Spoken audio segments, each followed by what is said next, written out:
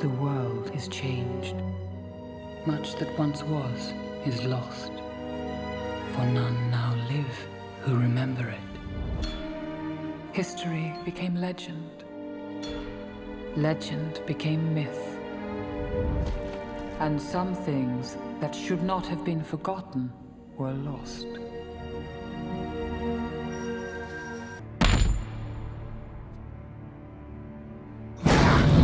This is the One Ring, forged by the Dark Lord Sauron.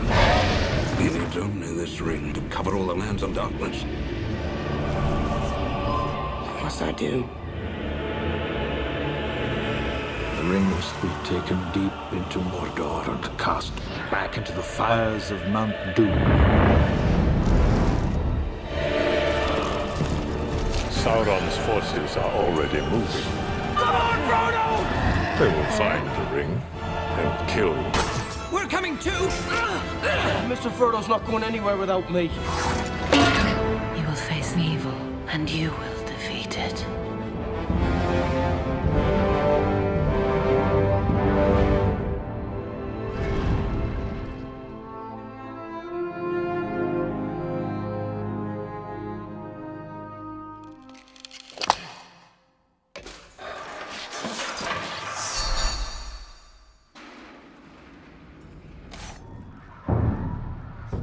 They are coming.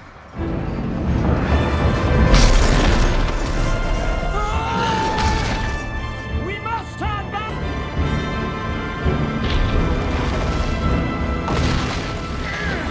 You shall not pass!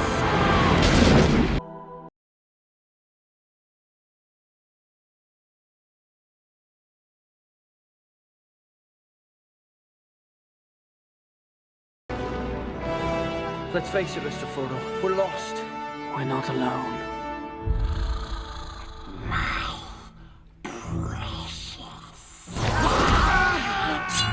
Gollum. Let's just tie him up and leave him. No! Gandalf told me your life was a sad story. Smeagol. What did you call me? You know the way to Mordor. It cannot be. You fell. I come back to you now, at the turn of the tide. Who now has the strength to stand against the union of the two towers? Our friends are out there. They cannot fight this war on their own. A new power is rising. Its victory is at hand. It is an army bred for a single purpose, to destroy the world of men. Let them come.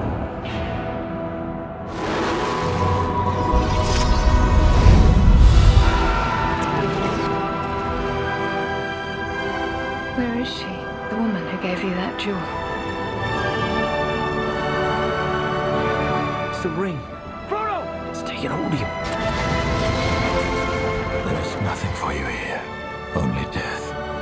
There is still hope.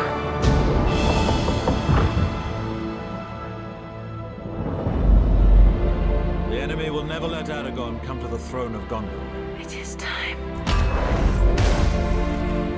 Give him the sword of the king. Become who you were born to be.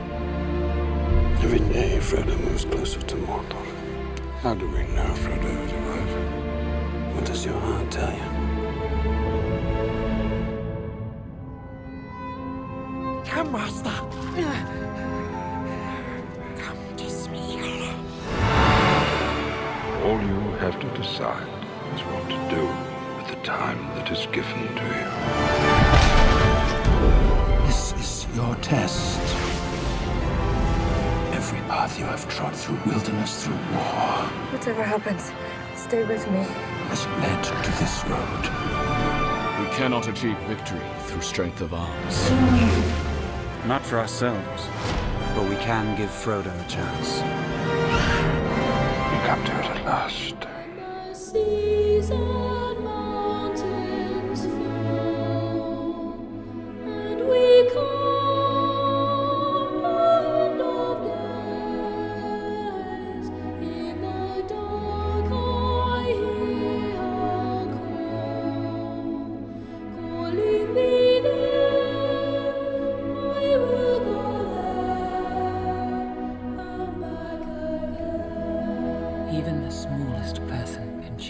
course of the future.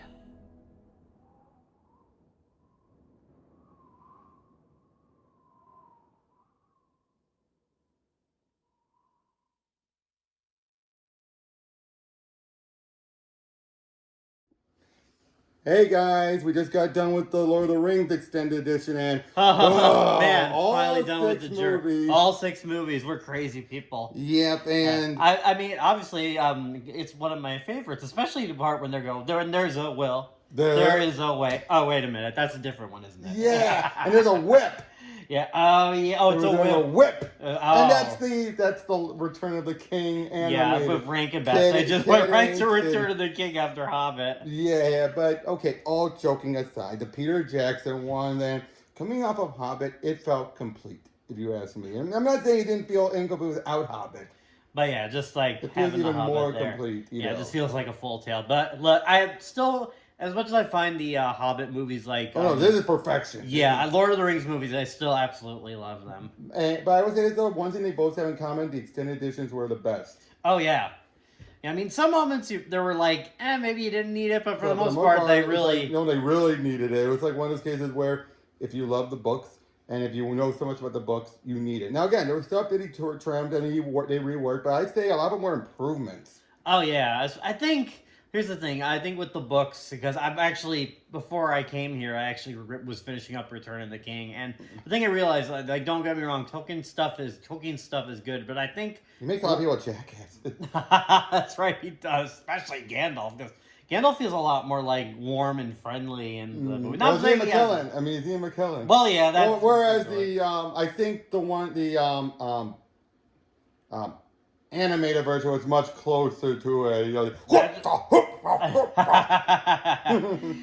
was though. Yeah, even in the Rankin Bass Hobbit when he first showed up, he's like, Gandalf is me, and then there's dramatic lightning and stuff. I'm like, oh yeah, I want to go adventure with this guy. But I think that's why you feel more like why these people trust him and befriend him so easily. Yeah, but it's like I said, with Tolkien, like you'll have moments of character and like heart, but you definitely feel more emotion with these characters, like. And like in the books, like Frodo, when like they go to see Bilbo again, Rivendell, Bilbo's like, "Oh, hi, Frodo. It's so good to see you. Have the ring, do you?" And blah blah blah. Where here he's like, "Oh my God, I put this burden on you, Frodo. I'm so sorry." But even then, he's like, yeah. But even that comes a little out of nowhere, but in a good way though. You're like this. Yeah. And here's the thing you gotta realize too is like compared to the book, it's definitely a lot more jump scare in your face. But it kind of needed it. It kind of needed it in a way because it tells you the pull the ring has. I guess but I guess and that's kind of Peter Jackson though. He's kind of known to be a bit more out there and sort of like. Well, yeah, we're just the guy who did it dead alive.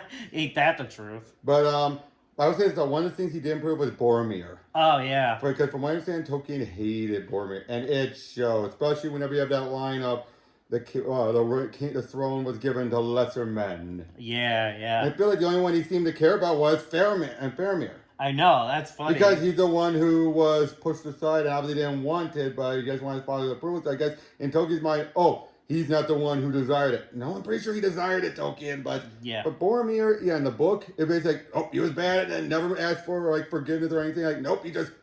Yeah, but you definitely feel more of a redemption for him. Even he's like, oh my God, what did I do? Frodo, like even in that moment, Frodo, come back. Oh, I'm sorry. And then even Faramir even saying like, if he to his own father, like he would have brought the ring and you would have not known him or to be your son. Yeah, exactly. Oh, Darren, I love John Noble, but what the hell? Oh, yeah. We're jumping ahead. But with the original Fellowship, that was the tightest, if you ask me. Oh, absolutely. Granted, there were some moments that were lost, like by the Shire, you would not have the ring nor me. Yeah. Completely cut, so you have Liv Tyler, saving him and saying you want him come and claim him. Still badass, but yeah. Now, again, there were some things I do like. Like Sauron, I'm torn on. Yeah. He was literally an eye, like we talked about before, where they corrected it in the Hobbit movies, where the silhouette as it looks like but it just literally looks like a lizard eye. Yeah, just looking around. But even then, when you see him in his humanoid form, I mean, that's why even in the Shadows, the Middle Earth, the games, even then at some point they show him in the armor, but then there's some points where you see him in that noble, almost elfish looking. Yeah, he's kind of just bombastic in the beginning, where he's just like, yeah. I'm saying you never see that, but you can tell. Like when you see that drawing of him without any armor, he looks like an elf. You ever seen that? Like he has this long brown hair and I haven't. This little, I won't say a headband, but like a non-decorated tiara. Yeah, but it just goes to show you, because like anyone can become corrupt like that, Oh, exactly. And that was the other thing with so much of the stuff. And now, let's get to the other way. Frodo and Sam. I'm sorry, I have to agree with one of those. Well, I do see the undertones, and yes, it does come up a little bit as baiting. Yeah. That was mostly due to Tolkien's writing. Oh, yes, it was. Like, some of those lines, you can't... Nostalgia could have put it best. Some of those lines, you can't help but get those feelings. But yet, it's so obvious it's meant to be a friendship, a bromance. Or you can say bromance if you have to. Yeah, I think that's why, like, at the beginning of the extended edition... They throw Rosie in. They throw Rosie and mention, like, oh, he has a thing for Rosie. Yep. But it's just like, I get all that stuff, but it's just like the way it comes across is just like, especially if you read the book where there's one part where, Sam comes in and he grabs Frodo's hand and he's blushing and looking away. I'm like, okay, that's a bit too much. Especially if that's what he's trying to, if he's trying to make a friendship out of them. Exactly, but which is what it is though. When you really say it, it's like supposed to be this notion of, because there's some moments where you're like, no, that's a friendship, not a romance, and all that. Gollum, of course, steals the show every time. But Andy Serkis. Yep. But also, I noticed a bit more what I never noticed with Merry and Pippin. How Merry's the series when Pippin is the goof. Yeah. Especially that point when he's like, right as they leave the Shire, Merry's the first one that's like, what is going on here? It's I never realized that. I always thought he was the comedic relief too, and I realized, no, it was mostly Pippin.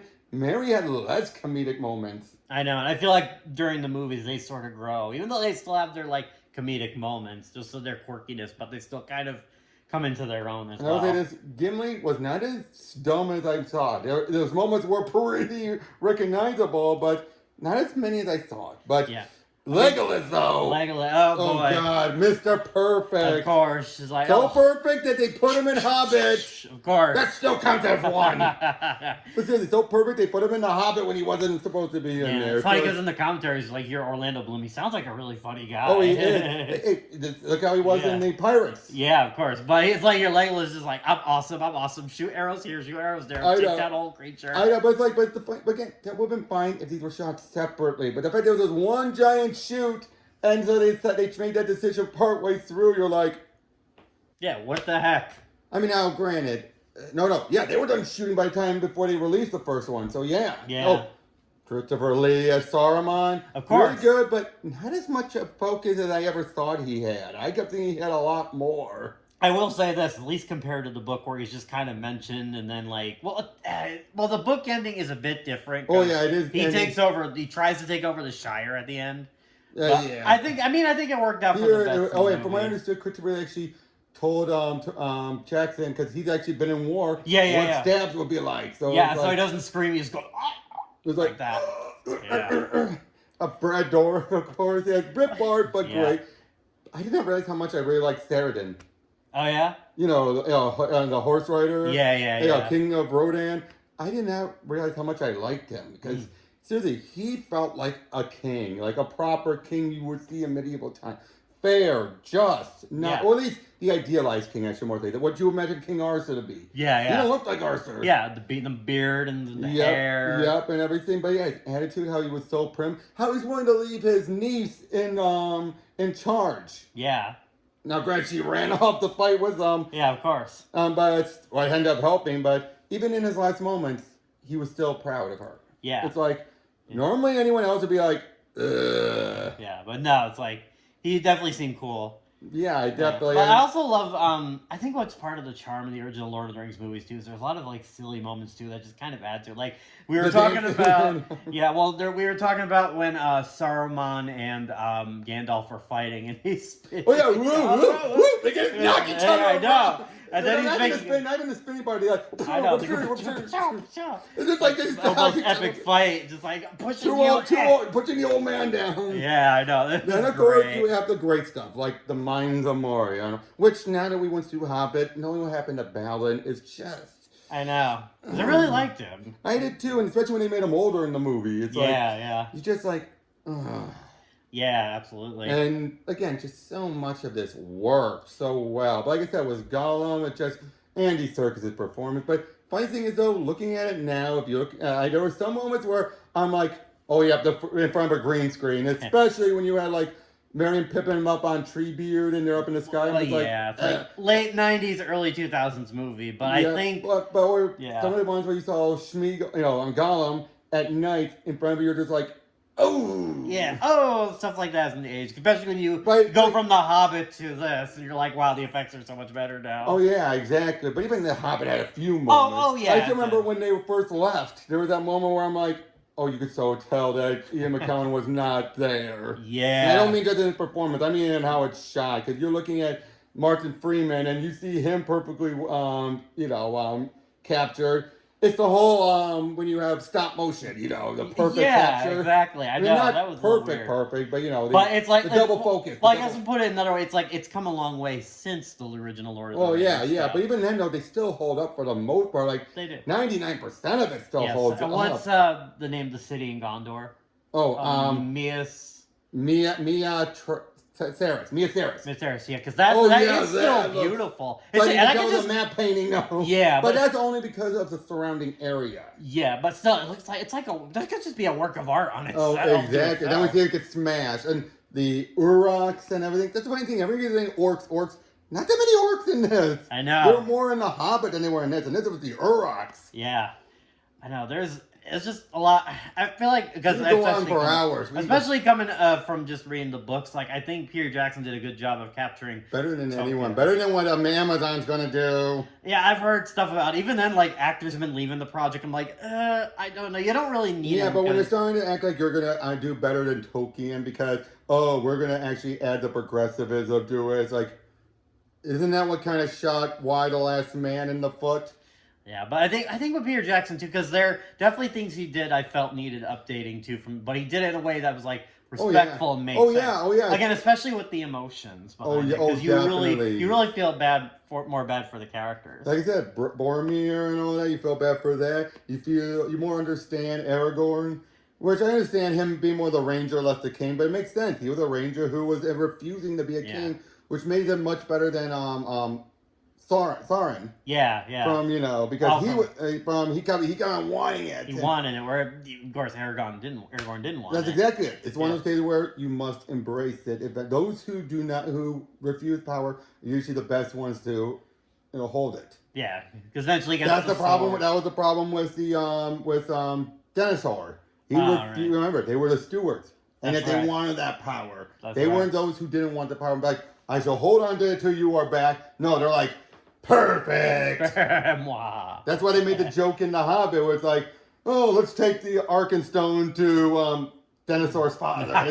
It's like you really want to insult it because it's like, yeah, he's a steward. He's not even a king. I know, that's just what we needed, right? I love that. That was a perfect insult. But Elrond was great. But again, not as much as you keep thinking of him in here. Liv Tyler, I can see why this launched her career, but at the same time, it's like she deserved more. Yeah. Especially after what Evangeline Lilly got in The Hobbit. Yeah. You can tell that was basically like doing whatever her name, Liv Tyler's character, right? Yeah. I mean, here's the thing too. Like I think Elijah Wood was perfect in the movie. I will say though that, like, again, I guess because we did compare to the book a little bit, where he's not as like sort of like strong. I'm not saying the Ring corrupted him. But I think it makes more sense actually. I think that's one of the things I think. I think that him being that strong going in feels a little off, especially when you have to take into account it's supposed to be a case where, much like Bilbo, unlike Bilbo, he wanted all the adventure, but at the same time, as Bilbo said, he loves the Shire too much. Yeah. I think that's the difference. I think when you look at it, him being that tough doesn't match up. Yeah. It matches up with what Frodo believes he wants, but not what he actually is. Yeah. And I think that's what Jackson was trying to go for. It's like, it's one of those cases like, let me at him! Yeah. Oh, crap! But I guess you could have had a few moments where that spark was there. Oh, no, you could have had a few moments, but not early on, though. Yeah, well, not really, but because I feel like for most of the part, he gets pushed around like a rag doll. True. Or I think it gets a bit too much. And I gotta say, though, the stuff was Gollum. I felt so bad for him at first, especially when it's made clear he's starting to Schmiegel is taking over.